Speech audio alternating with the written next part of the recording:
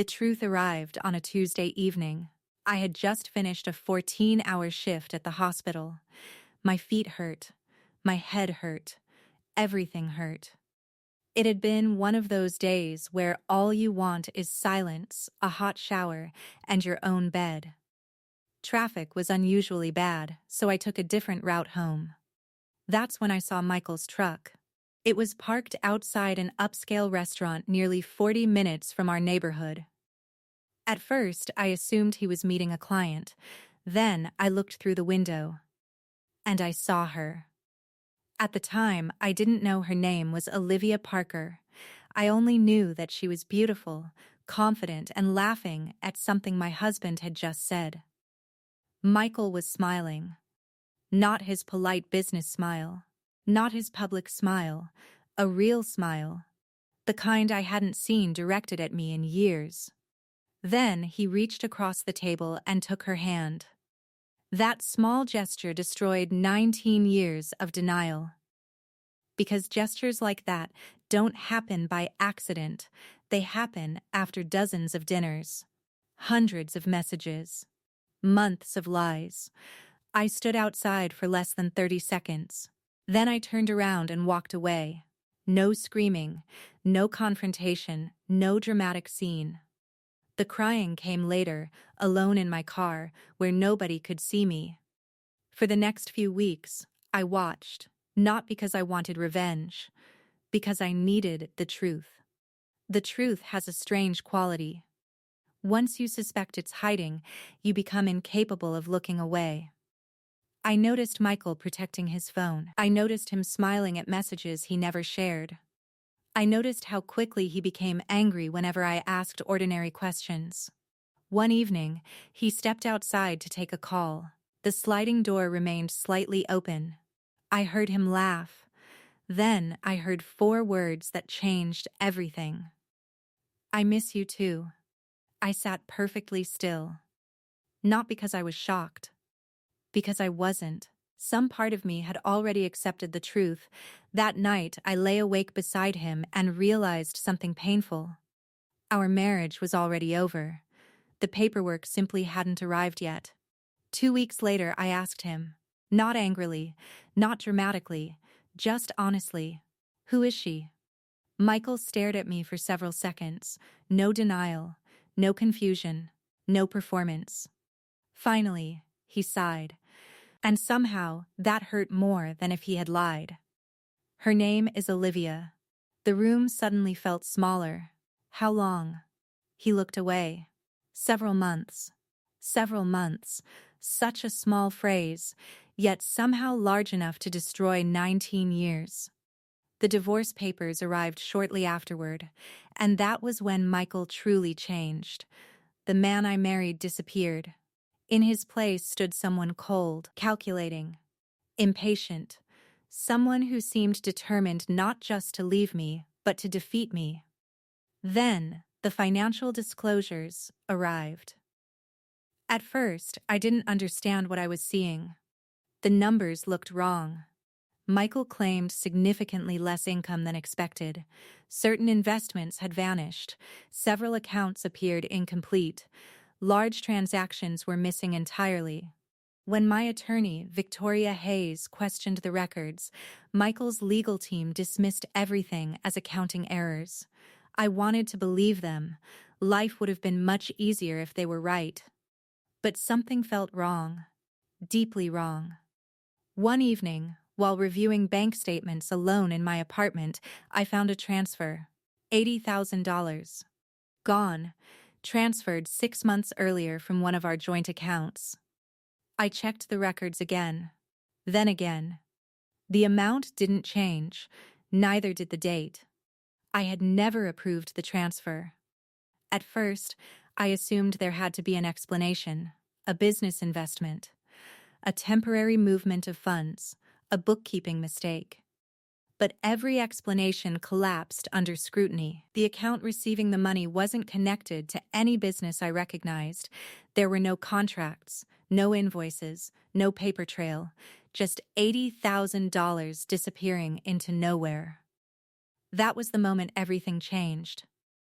Until then, I thought I was discovering a cheating husband. Instead, I began wondering whether I had spent 19 years married to a stranger. The next morning, I called Victoria. After reviewing the documents, she became unusually quiet. Finally, she said something that made my stomach turn. "Claire, don't confront him." "Why?" There was a long silence. Then she answered, "Because if you found one hidden transfer, there's a very good chance there are others." I looked down at the paperwork covering my kitchen table. For the first time, I understood something terrifying. Olivia wasn't the biggest secret Michael was hiding, not even close. And I was about to discover just how dangerous the truth really was. The next several weeks changed my life. During the day, I worked at the hospital. I smiled at patients. I performed my duties. I pretended everything was normal. At night, I became someone else, an investigator. Every evening, I sat at my kitchen table surrounded by bank statements, tax records, corporate filings, and financial disclosures. The table slowly disappeared beneath stacks of paper. At first, the information seemed random. Then, patterns began to emerge. Patterns always tell a story. You simply have to learn how to listen. The first thing I noticed was timing. Most of the suspicious transactions began shortly after Olivia entered Michael's life. The second thing I noticed was frequency. Money moved constantly. Some transfers were large, others were deliberately small, almost as if someone wanted them to remain unnoticed. The third discovery unsettled me the most. Several transactions involved companies I had never heard of. That shouldn't have been possible. I had spent 19 years listening to Michael discuss his business. I knew his suppliers, his contractors, his clients. These companies meant nothing to me. One name appeared repeatedly: Northgate Advisory Group. Another surfaced just as often: Summit Strategic Holdings.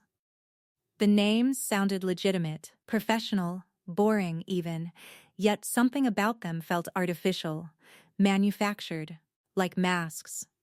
One Friday evening, I searched public business records. Nothing. I searched again. Still nothing. That's when the same feeling returned. The feeling I'd experienced while standing outside that restaurant, the feeling that the truth was standing directly in front of me. I simply wasn't seeing all of it yet. The following Monday, Victoria called. "I want you to meet someone." "Who?"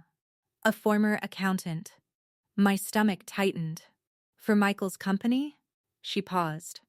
"Formerly, we met that evening at a small coffee shop downtown. The man waiting for us appeared to be in his 60s, gray hair, wire-rimmed glasses, careful eyes." Victoria introduced him. His name was Thomas Reynolds. He shook my hand politely. Then he looked around the room before speaking. "You found unusual transfers." It wasn't a question. I nodded. Thomas took a slow sip of coffee. I wondered how long it would take. A chill ran through me. "What does that mean?" He glanced at Victoria. Then back at me. "Your husband became very interested in moving money several years ago." "Moving it where?" He smiled sadly. That was always the problem. For the next half hour, Thomas explained why he had left Michael's company. Missing records, questionable reimbursements, transfers without proper authorization, incomplete documentation, nothing dramatic by itself, but together they formed a pattern. "Did you report your concerns?" I asked. Thomas laughed quietly. Not because anything was funny, because he'd clearly asked himself that question many times. I raised concerns. What happened? I was advised to focus on accounting. Silence settled over our table. Then Thomas leaned forward. "This isn't just about an affair." My pulse accelerated. "What do you mean?" He folded his hands. "These transactions started long before Olivia. For several seconds, I couldn't breathe. The affair wasn't the beginning. It was merely a symptom, part of something older, something larger, something much more dangerous. I drove home with the radio off, the city lights blurred through my windshield, questions raced through my mind. How long had Michael been lying? Who else knew? How much money had disappeared? And perhaps the most frightening question of all, had any part of our marriage been real? When I arrived at my apartment building, I noticed an envelope lying outside my door. No postage, no return address, just my name written across the front. I stood there for several seconds before picking it up. Inside were 3 sheets of paper. Nothing else. No note. No explanation. No signature. Just copies of wire transfers. I spread them across my kitchen table. And then I saw it. The receiving account belonged to Olivia Parker. My breath caught. $20,000, $35,000, $15,000, payment after payment. Money Michael had claimed didn't exist, money flowing directly to his mistress. I lowered myself into a chair. The affair had already destroyed my marriage. Now it appeared to be connected to something much bigger. My phone rang. "Victoria," I answered immediately. "You're not going to believe what I just found." She sighed. I was about to say the same thing. My stomach tightened. What happened? The court approved additional financial discovery. That was good news. But Victoria didn't sound relieved. She sounded worried. "Claire," she said quietly, "there's another company." I stared at the papers scattered around me. Another one? Yes, a long pause followed, and whoever created it worked very hard to keep it hidden. I closed my eyes. The lies, the money, the fake companies, the affair. Every answer created 3 new questions. Then, Victoria said something that made the room suddenly feel cold. "Tomorrow, we're meeting a forensic investigator." I swallowed hard. Why? The silence lasted only a second, but it felt much longer. "Because," she said softly, "I don't think Michael is hiding assets anymore." My heart stopped. "What do you think he's hiding?" Victoria took a breath. Then she whispered the words that changed everything. "I think your husband may have committed a crime." I didn't sleep that night. Every time I closed my eyes, I saw numbers, account numbers, transfer dates, company names, amounts of money that had vanished from our life without my knowledge. By 6 o'clock the next morning, I was sitting at my kitchen table with a cup of coffee that had gone cold 20 minutes earlier. The documents spread before me no longer looked like evidence for a divorce. They looked like evidence for something else. Something criminal. Victoria arrived shortly after 8. She wasn't alone. The forensic investigator was a woman named Evelyn Carter. She appeared to be in her early 50s. Calm, precise, the kind of person who had spent years uncovering secrets other people believed would remain hidden forever. She shook my hand and immediately began reviewing the documents. For nearly 3 hours, she barely spoke. The only sounds in the apartment were pages turning and occasional notes being written. When she finally looked up, her expression remained perfectly professional. That worried me more than if she had appeared shocked. People who investigate financial crimes rarely get surprised. "What do you think?" I asked. Evelyn folded her hands. "I think someone worked very hard to make this look complicated." Victoria frowned. "What does that mean?" Evelyn tapped several documents. Real fraud often hides behind complexity. The goal is to make people stop looking. She pointed at another page. "But this?" She paused. "This is sloppy." I stared at her. "Sloppy?" She nodded. "Whoever created this believed nobody would ever examine it closely." A strange feeling passed through me. Not satisfaction, not relief, something closer to certainty.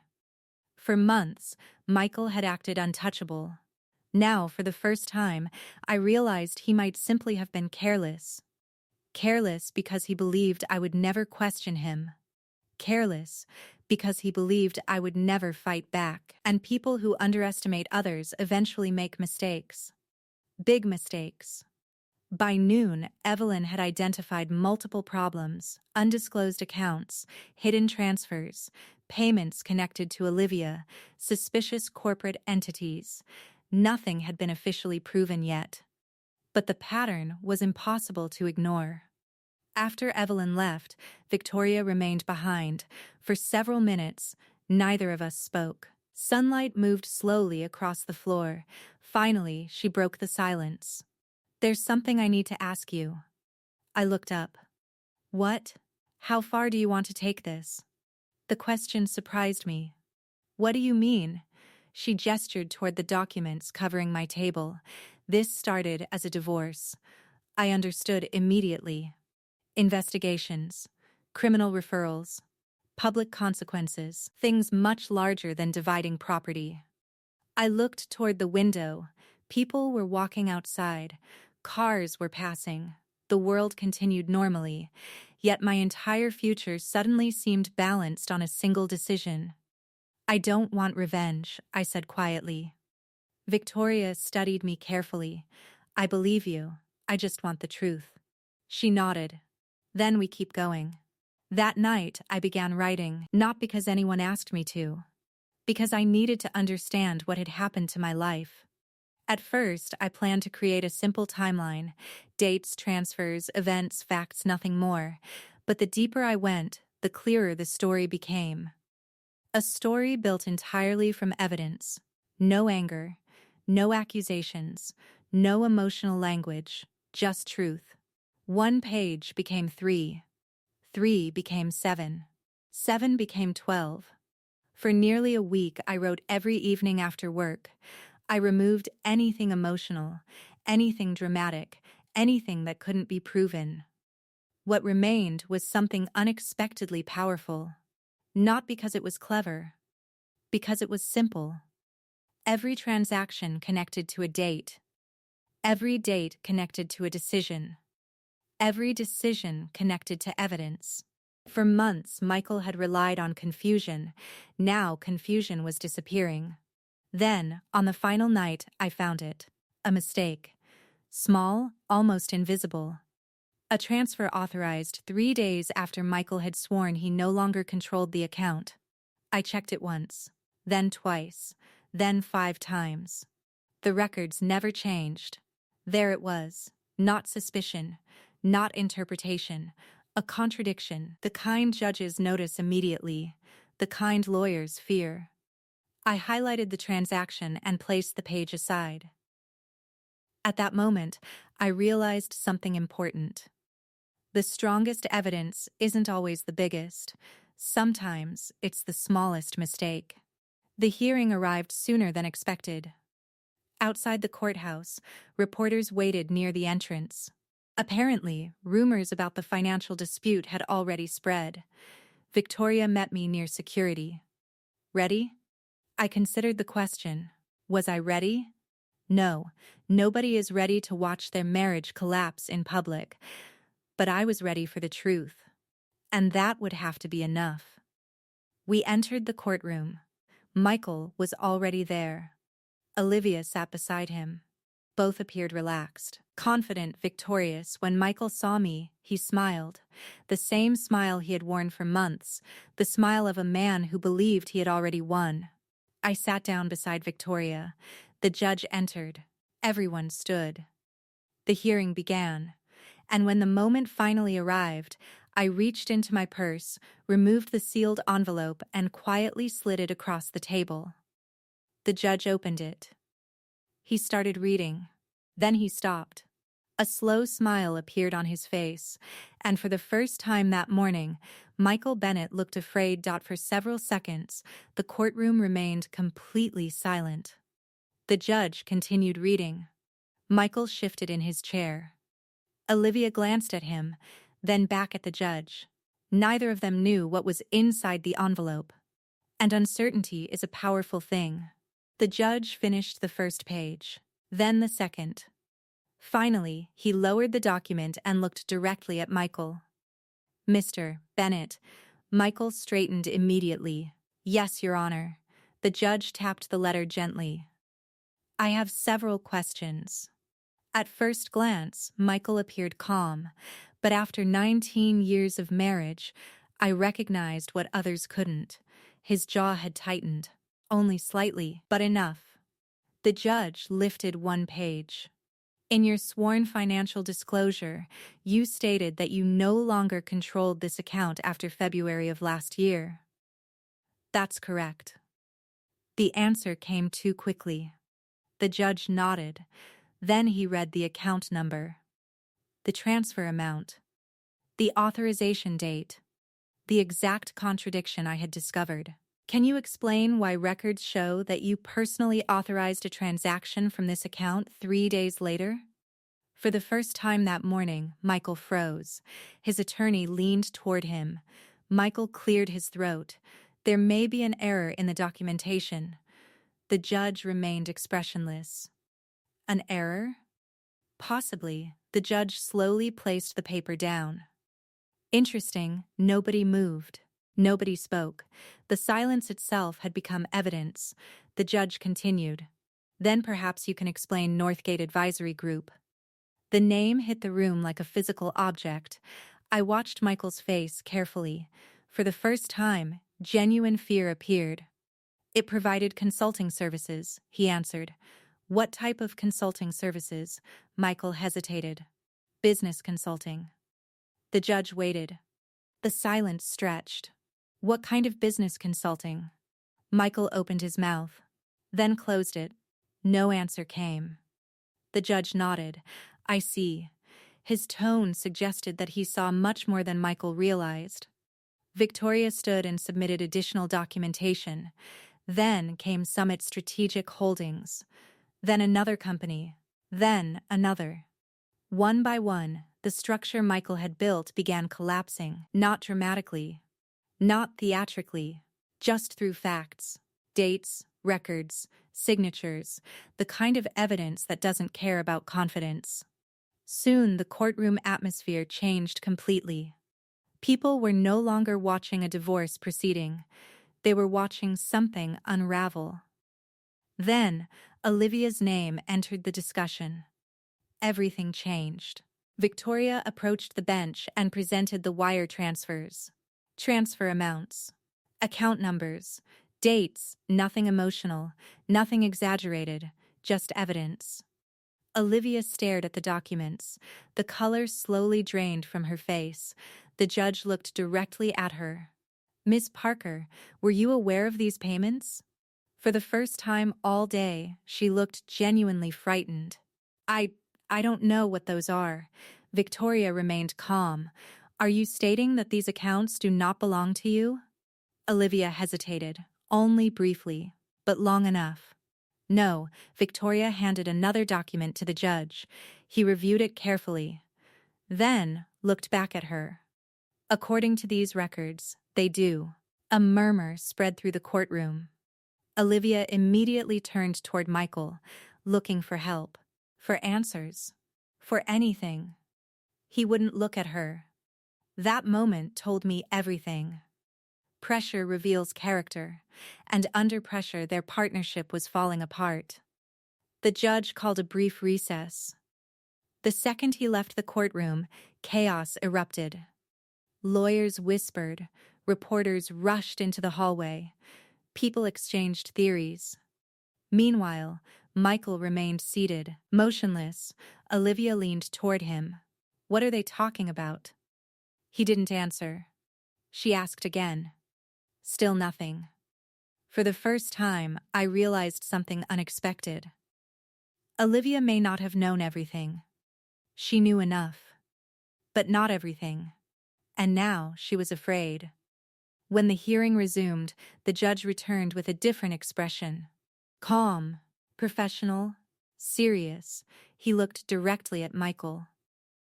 "Based on the information before this court, I have serious concerns regarding the accuracy of your financial disclosures." Michael's face turned pale. The judge continued. I am ordering an immediate forensic review of all financial records associated with this matter. Nobody moved. Nobody breathed. Then came the sentence that changed everything. Additionally, I believe portions of these records warrant further investigation. I heard Olivia inhale sharply. Michael looked as though the ground had disappeared beneath him. For months, he had treated our divorce as a game he had already won. Now the rules had changed. The hearing ended shortly afterward. As people filed out, Michael remained seated. Eventually, he stood and walked toward me. For a long moment, we simply looked at one another, two people who had once built a life together, two strangers connected only by history. Finally, he asked quietly, "How much do you know?" His voice sounded different, smaller. For the first time in months, I didn't see confidence. I saw fear. And I gave him the only answer that mattered. Not enough. Because the truth has something lies never will.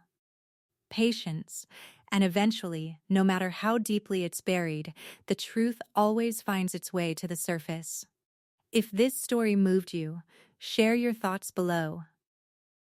Have you ever discovered a truth that changed the course of your life? Stories of resilience, betrayal, and personal strength remind us that sometimes losing everything is the first step toward finding ourselves again. Stay with us for more unforgettable stories.